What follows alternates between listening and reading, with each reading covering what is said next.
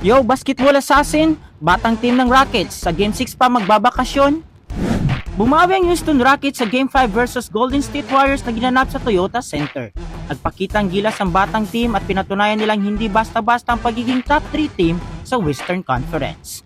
Full force ang kanilang Big 5 at lahat ay nagtala ng double-double sa pamamagitan ng commendable at collective efforts. Nagtala si Sengun ng 15 points, Thompson 25 points, VanVleet 26 points, Brooks 24 points at si Jalen Green naman ay may 11 points. Sa panig ng Warriors naman ay nilimitahan lamang si Stephen Curry ng 13 points at si Jimmy Butler sa 8 points lamang, kung saan sa third quarter pa lang ay pinaupo na sila dahil sa kanilang bad shooting night. Natapos ang laro sa score na 131-116 pabor sa Houston Rockets. What do you think? Pinagbigyan lang ba sila ng Warriors at plano nilang tapusin ang series sa Chess Center sa Game 6? Comment down below at sundan ako para sa iba pang NBA top stories.